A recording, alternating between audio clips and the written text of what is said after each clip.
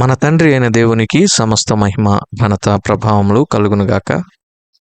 మన ప్రభువును రక్షకుడునైన యేసుక్రీస్తు వారి అతి పరిశుద్ధమైన నామంలో ప్రియమైన దేవుని బిడ్డలందరికీ హృదయపూర్వకమైన ప్రేమ వందనములు తెలియజేసుకుంటున్నాను. దేవుని పరిశుద్ధ గ్రంథంలో నుండి ఆది కాండము 13వ అధ్యాయం 10వ వచనం నుండి చివరి వచనము అనగా 18వ వచనం వరకున్న వాక్య భాగాన్ని మనం ధ్యానం చేద్దాం. చివరి వచనము 18వ వచనమును చదువుకుందాం. దయచేసి గమనించండి. అప్పుడు అబ్రాము తన గుడారము తీసి హెబ్రోనులోని మమ్రే దగ్గరనున్న సింధూర వృక్షవనములో దిగి అక్కడ యెహోవాకు బలిపీఠమును కట్టెను. దేవుడు ఈ కొద్ది మాటలను మన కొరకు దీవించునుగాక. ప్రభునందు ప్రియమైన సహోదర సహోదరులారా, చదవబడిన ఈ వాక్య భాగమును మనము గమనించినప్పుడు అబ్రాము లోతుతో ఒక మాటను చెప్తాడు. అది చాలా పరిణితి మరియు పరిపక్వతతో కూడుకున్నటువంటి మాట.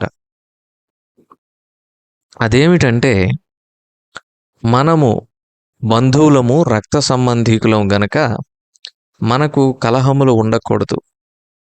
కాబట్టి లోతు, నువ్వేం చేస్తావంటే, నువ్వు కుడి తట్టుకు వెళితే నేను ఎడం తట్టుకు వెళతాను, నీవు ఉత్తరానికి వెళితే నేను దక్షిణానికి వెళతాను.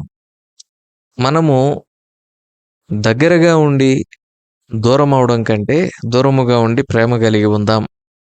కాబట్టి నీకు ఏ ప్రాంతము కావలెనో, ఏ ప్రాంతం వైపు నువ్వు వెళ్ళి స్థిరపడాలనుకుంటున్నావో ఆ ప్రాంతమును ఎన్నుకోమని చెప్పినప్పుడు లోతు తన కన్నులెత్తి చూచాడు.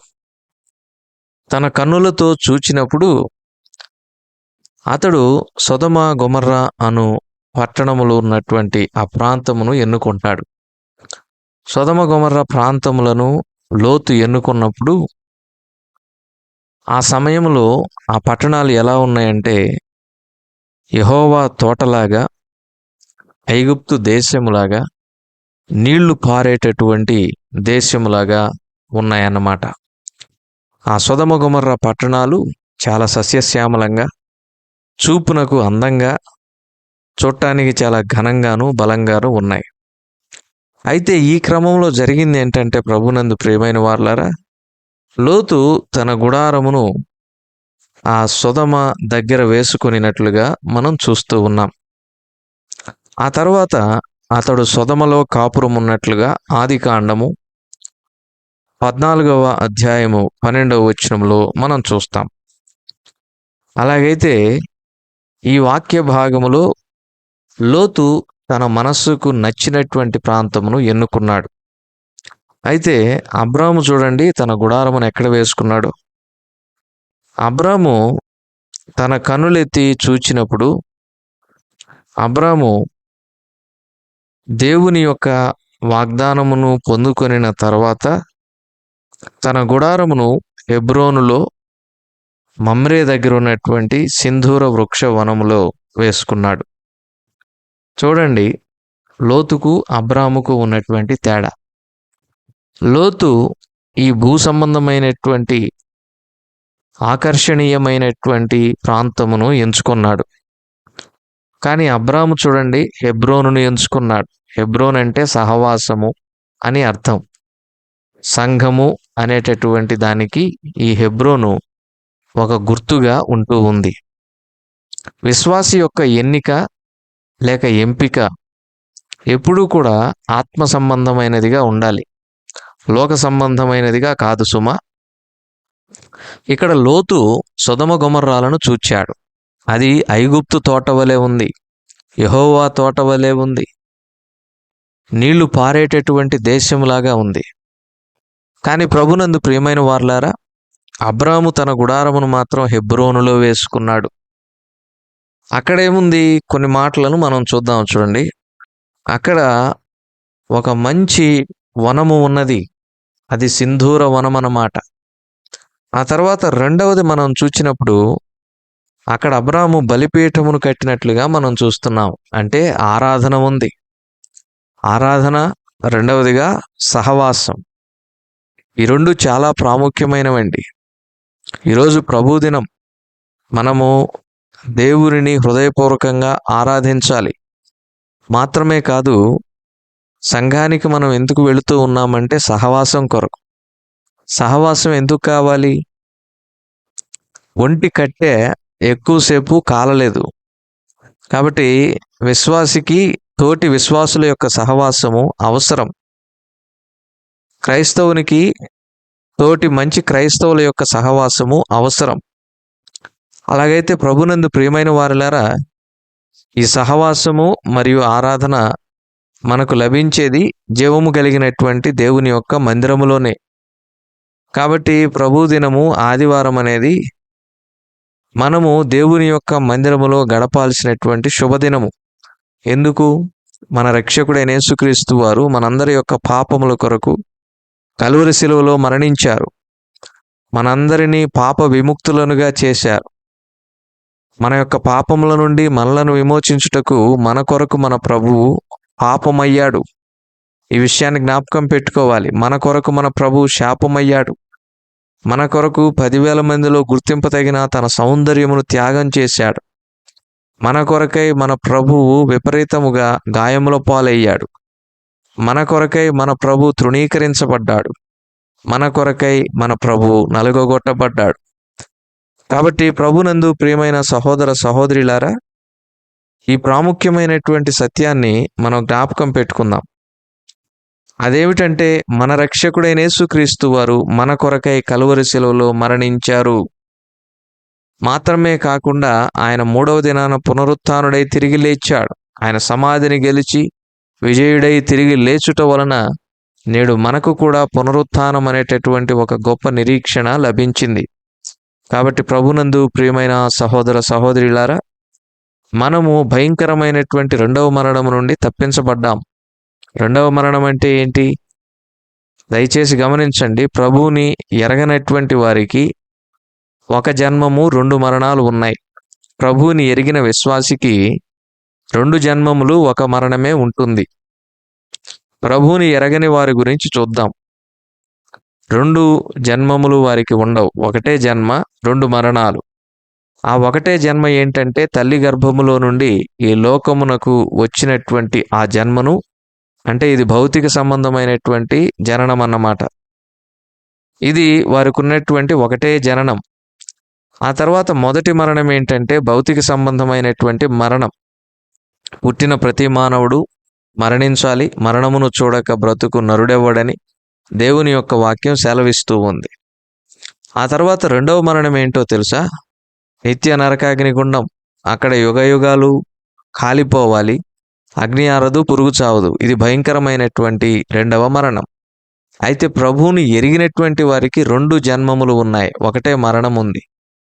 మొదటి జననం తల్లి గర్భములో నుండి పొందుకున్నది. ఈ లోకానికి వచ్చినప్పుడు పొందుకునేటువంటి జననమును మొదటి జననము అంటారు. ఆ తర్వాత 2వ జననం అనగా రక్షణ అనుభవము. పాపముల విషయమై చనిపోయి నీతి విషయమై జీవించున్నట్లుగా యేసుక్రీస్తు ప్రభువు వారి యందు సంపూర్ణమైనటువంటి విశ్వాసం ఉంచి ఆయనను సొంత రక్షకునిగా అంగీకరించి పాప క్షమాపణ పొంది బాప్తిస్మము పొందడమే 2వ జననం. ఇది ఆత్మీయమైనది. ఆ తర్వాత వీరికి 2 మరణములు ఉండవు, ఒకటే మరణం. అదేంటో తెలుసా? శరీర సంబంధమైనటువంటి మరణం. మరణమును చూడక బ్రతుకు నరుడెవ్వడు. పుట్టిన ప్రతి మానవుడు మరణించాలి. ఈ భౌతిక సంబంధమైనటువంటి మరణమును చూచిన తరువాత ఇక మరణం ఉండదు. యుగయుగాలు పరలోక రాజ్యములో దేవునితో కలిసి జీవించడమే. ఈ గొప్ప ధన్యత మనకు ఎవరి వలన లభించిందంటారు? దేవుని వలననే. కాబట్టి ప్రభునందు ప్రియమైన వారలారా, అబ్రాము దేవునికి బలిపీఠమును కట్టాడు, దేవునిని ఆరాధించాడు. ఈ రోజున మనం కూడా ప్రభువుని ఆరాధించడానికి సిద్ధపడి ఆయన ఆలయమునకు సకాలమునకు వెళదాం. ఎందుకంటే ఈ లోకములో మన ఎడల ఇట్టి ప్రేమను ఎవరు చూపించలేరు, చూపించబోరు. చూడండి, తల్లిదండ్రుల ప్రేమైన, భార్య భర్తల ప్రేమైన, కన్న పిల్లల ప్రేమైన, మరియు బంధువులు రక్త సంబంధికుల ప్రేమైన, స్నేహితుల మధ్య ఉన్నటువంటి ఆ అభిమానమైన ఒకరోజు కనుమరుగైపోతుంది. కానీ దేవుని ప్రేమ అలాంటిది కాదు. అది నిన్న నేడు నిరంతరము మారనిది. ఆయన యొక్క ప్రేమ ఎలాంటిదో ఒక మాటను మనం జ్ఞాపకం చేసుకుందాం. అపోస్తలుడైనటువంటి పౌలు రోమీలకు రాసినటువంటి పత్రిక 5వ అధ్యాయమును మనం చదివినప్పుడు అక్కడ ఇలాగున వ్రాయబడి ఉంది, 8వ వచనం. అయితే దేవుడు మన ఎడల తన ప్రేమను వెల్లడిపరుచుచున్నాడు. ఎట్లనగా మనమింకను పాపులమై ఉండగానే క్రీస్తు మన కొరకు చనిపోయెను. ఇందుకొరకు మనం ప్రభువుని ఆరాధించాలండి. మనం ఇంకనూ పాపులమై ఉండగానే యేసుక్రీస్తు ప్రభువారు మన కొరకు చనిపోయారు. కాబట్టి ప్రభునందు ప్రియమైన వారలారా, అబ్రాము దేవునికి బలిపీఠమును కట్టి ఆరాధించినట్లుగా మనము కూడా దేవుని ఆరాధించాలి హృదయపూర్వకంగా ఈ దినాన. ఎందుకు చెప్పండి? మనము ఒకప్పుడు అపవిత్రులము, అయోగ్యులము, ఆయన ఆలయంలో ప్రవేశించటానికి అనర్హులము. అయితే మన ప్రియ ప్రభువు మనలను ప్రేమించి తన స్వరక్తమిచ్చి సంపాదించి కలువరి శిలువలో దేవుని గొర్రెపిల్లగా వధించబడి మనకు అమూల్యమైన రక్షణ ఇచ్చాడు. కాబట్టి ఆ ప్రభువుని మనం హృదయపూర్వకంగా ఆరాధించాలి. అబ్రహాము బలిపీఠమును కట్టాడు. అయితే ఈ రోజున మనకు ఈ బలిపీఠములు లేవు, బలులు లేవు. కానీ మన హృదయమును యేసుక్రీస్తు ప్రభువు వారికి సంపూర్ణంగా అర్పించినప్పుడు ఏమవుతుందంటే అది ఆయనకి ఇష్టమైన ఇంపైనటువంటి బలిగా ఎంచబడుతుంది. 51వ కీర్తన 17వ చరణంలో కీర్తనాకారుడు అంటాడు, విరిగిన మనస్సే దేవునికి ఇష్టమైన బలులు, ఆయన విరిగి నలిగిన మనస్సును అలక్ష్యము చేయుడు. కాబట్టి ప్రభునందు ప్రియమైన వారలారా, ఈ రోజున ఎవరైతే ప్రభువును హృదయపూర్వకంగా ఆరాధించటానికి సిద్ధపడి ఆయన ఆలయానికి వెళ్ళాలి అనుకుంటున్నారో, ఆయన మందిరమునకు వెళ్ళాలి అనుకుంటున్నారో, అటివారు విరిగి నలిగిన మనస్సును దేవునికి హృదయపూర్వకమైనటువంటి అర్పణగా అర్పించి ఆయనను ఆరాధించాలి. ఈ రోజున ఒక ప్రాముఖ్యమైనటువంటి విషయాన్ని మనం తెలుసుకుంటున్నాం. అదేంటంటే, అబ్రాము హెబ్రోనుకు వెళ్ళాడు, సింధూర వృక్ష వనములో తన గుడారమును వేసుకున్నాడు, అక్కడ బలిపీఠమును కట్టాడు. లోతు జీవితంలో ఈ అనుభవాన్ని మనం చూడం. లోతు సొదమ గొమొర్రాల ప్రాంతమును చేరుకున్న తర్వాత తన గుడారమును వేసుకున్నాడు, కానీ దేవునికి బలిపీఠమును కట్టలేదు. ప్రభునందు ప్రియమైన సహోదర సహోదరులారా, తేడా ఉంది. దేవుడు మన కొరకు చేసినటువంటి రక్షణ కార్యమును తలపోసుకుంటూ ఆరాధించే అబ్రాములాగా ఉండాలి, కానీ దేవుడు చేసినటువంటి మేళ్లను విస్మరించే వారముగా మనం ఉండకూడదు. సొదమ గొమొర్రా ప్రాంతము నీవిచ్చావు ప్రభువా అని చెప్పి లోతు దేవునికి బలిపీఠమును కట్టలేదు. కానీ అబ్రాము దేవునిని మరువలేదు, దేవుడు తనకు చేసినటువంటి మేళ్లను మరవలేదు. కాబట్టి దేవుని సహవాసమును విడిచిపెట్టలేదు, దేవునిని ఆరాధించడం మానలేదు. కొంతమంది ఆయా కారణముల చేత దేవుని మందిరానికి వెళ్ళటం మానేస్తూ ఉంటారు. కొంతమంది ఆయా కారణముల చేత దేవుని మందిరానికి చాలా ఆలస్యంగా వెళుతూ ఉంటారు. ఇది క్రమం కాదు. దేవుడు మనకు ఎన్నో మేళ్ళు ఉపకారములు చేశాడు, చేస్తున్నాడు, చేయబోతాడు కూడా. కాబట్టి ఆ మేళ్ళన్నిటి కొరకై మనం ప్రభువుని స్తుతిస్తూ హృదయపూర్వకంగా ఆరాధించాలి. అన్నిటికంటే అతి ప్రాముఖ్యమైన మేలు మానవునికి ప్రభువు చేసింది ఏంటో తెలుసా? కలువరి శిలువలో మరణించి తన రక్తమును కార్చి విలువైనటువంటి రక్షణ ఇవ్వడమే. అట్టి రక్షణను బట్టి మనం ఎన్ని స్తుతులు చెల్లించినా ఆయన రుణము మనం తీర్చుకోలేం.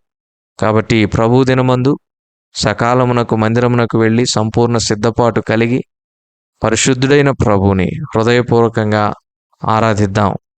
దేవుడి కొద్ది మాటలను మన కొరకు దీవించును గాక. ప్రార్థన చేసుకుందాం. కృప కలిగిన మా ప్రభువా, మీ ఘననామమునకు స్తోత్రములయ్యా. మా కొరకై మీరు కలువరి శిలువలో మరణించి 3వ దినాన తిరిగి లేచి గొప్ప రక్షణను మాకిచ్చారు. అందులకై స్తోత్రాలు. మా ప్రియ తండ్రి, మా ప్రియులను సంపూర్ణమైన ఆరోగ్యముతో నింపండి. రోజున మీ మందిరంలో ప్రతి ఒక్కరం మేము కనబడగలుగుటకు సహాయం దయచేయండి. ఈ దినమంతటి కొరకు మమ్మల్ని సిద్ధపరచమని మా రక్షకుడైన యేసుక్రీస్తు వారి పరిశుద్ధమైన నామంలో ఈ మనవులను ప్రార్థించి అడిగి వేడుకొంచున్నాము తండ్రి. ఆమేన్.